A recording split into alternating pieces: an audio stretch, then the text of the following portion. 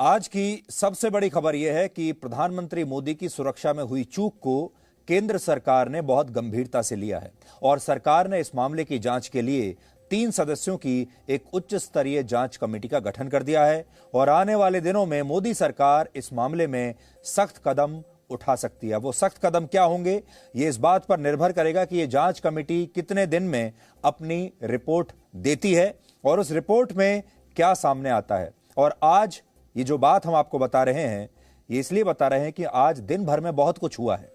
पंजाब की सरकार ने और पंजाब पुलिस ने ये सोचा होगा कि ये मामला इतना बड़ा नहीं बनेगा और वो सिर्फ प्रधानमंत्री के अपमान तक बात आकर सीमित रह जाएगी, लेकिन अब यह मामला बहुत बड़ा बन चुका है। आज दिन भर बहुत कुछ हुआ है, तो आप पहले ये देखिए कि आज क्या क्या हुआ, जिससे यह पता चलता है कि मामला अब गंभीर हुआ है। आज प्रधानमंत्री मोदी और राष्ट्रपति रामनाथ कोविंद के बीच एक खास मुलाकात हुई और इस मुलाकात में प्रधानमंत्री मोदी ने राष्ट्रपति को खास तौर पर इस घटना की जानकारी दी, एक एक बात बताई कि क्या हुआ था। जब प्रधानमंत्री राष्ट्रपति को किसी घटना के बारे में जानकारी देते हैं औपचारिक रूप से, तो यह सामान्य बात बिल्कुल नहीं मानी जाती और इसलिए यह बात बहुत गंभीर है कि प्रधानमंत्री ने आज राष्ट्रपति के साथ मुलाकात की और उस मुलाकात में आज उन्होंने इसी घटना का जिक्र किया है। इसलिए अब यह बात ऑफिशियल हो गई है, आधिकारिक हो गई है और इस देश में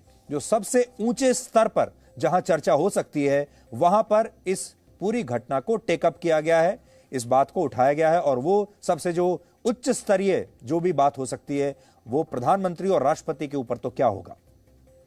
प्रधानमंत्री मोदी ने आज कैबिनेट की बैठक में भी इस घटना का जिक्र किया और हमें यह भी पता चला है कि इस बैठक में मौजूद मोदी सरकार के तमाम मंत्रियों ने पंजाब सरकार के इस रवैये को लेकर बहुत नाराजगी जताई और कुछ मंत्रियों ने कड़े फैसले लेने के लिए सुझाव भी दिया है। मंत्रियों का यह कहना था कि यह अनएक्सेप्टेबल है, स्वीकार्य नहीं है और सरकार को इस मामले में कड़ी कार्रवाई करनी ही चाहिए। और तीसरी बात यह है कि यह मामला अब सुप्रीम कोर्ट में भी पहुंच गया है और अदालत 7 जनवरी यानी कल इस मामले पर सुनवाई करेगी। अदालत में दायर हुई एक याचिका में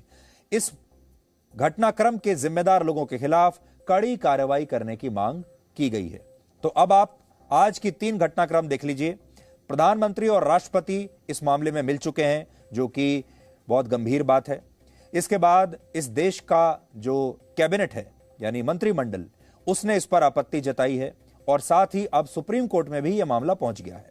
पंजाब सरकार ने भी इतने सारे दबाव के बाद अब इस मामले की जांच के लिए एक उच्च स्तरीय कमेटी का गठन कर दिया है, जो 3 दिनों के अंदर अपनी रिपोर्ट पंजाब सरकार को सौंपेगी।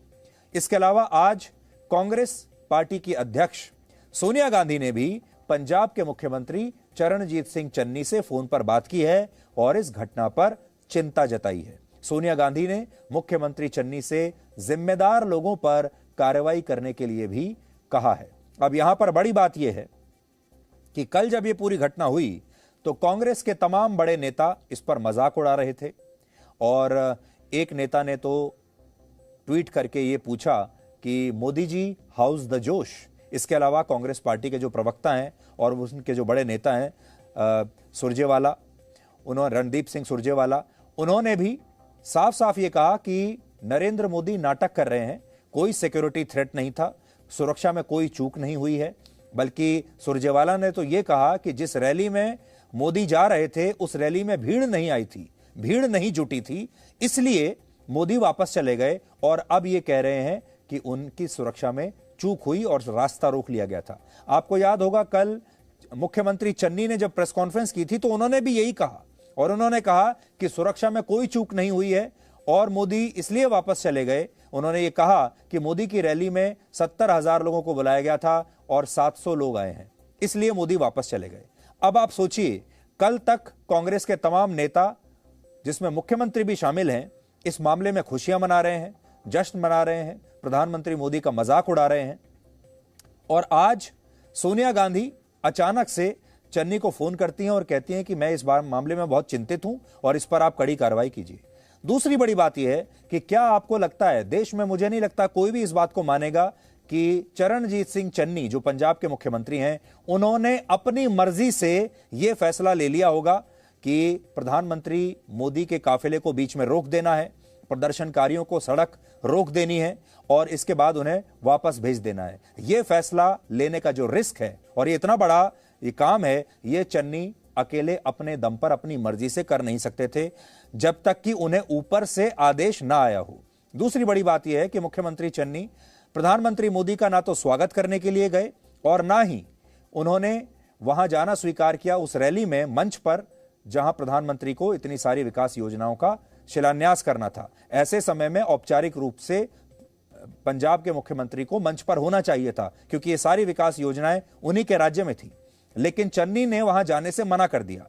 अब मुख्यमंत्री चन्नी ने किसके आदेश पर वहां जाने से मना किया, किसके आदेश पर प्रधानमंत्री मोदी का स्वागत करने से इनकार कर दिया और किसके आदेश पर उन्होंने ये पूरे रास्ते को रुकवा दिया, ये बड़ी बात है। अब आप सोचिए, और उसके बाद आज सोनिया गांधी खुद ही उनको फोन करके कह रही हैं कि मैं इस मामले को लेकर बहुत चिंतित हूं। अब कांग्रेस के जो नेता हैं और मुख्यमंत्री वो भी बड़े हैरान होंगे कि ये क्या हुआ। और अगली बात यह है कि केंद्रीय मंत्री अनुराग ठाकुर ने आज ये कहा कि इस घटना पर कड़े और बड़े फैसले लिए जाएंगे। ये बयान अपने आप में काफी कुछ इशारा कर रहा है और हो सकता है कि आने वाले दिनों में मोदी सरकार इस घटना पर कोई सख्त कदम उठाए। इस पे मैं इतना ही कहूंगा, प्रधानमंत्री जी की सुरक्षा में जो चूक ही नहीं, बहुत बड़ी चूक जो पंजाब में हुई, जैसा मैंने कहा कैबिनेट ब्रीफिंग में, आज मैं कुछ ज़्यादा नहीं कहूंगा लेकिन इतना जरूर कहूंगा कि कुछ लोग सुप्रीम कोर्ट भी गए हैं, न्यायालय भी इस पर देख रहा है, होम मिनिस्ट्री ने भी इस पर कार्रवाई करने की बात कही है ताकि जानकारी जुटाने के बाद जो जो कदम उठाने होंगे वो बड़े और कड़े निर्णय जो भी हो वो करेंगे। और मेरा इतना जरूर मानना है कि देश की न्याय व्यवस्था सबको न्याय दिलाती है और इस तरह के जब कोई चूक होती है तो उसमें तो जो भी कदम उठाने होंगे वो उठाए जाएंगे।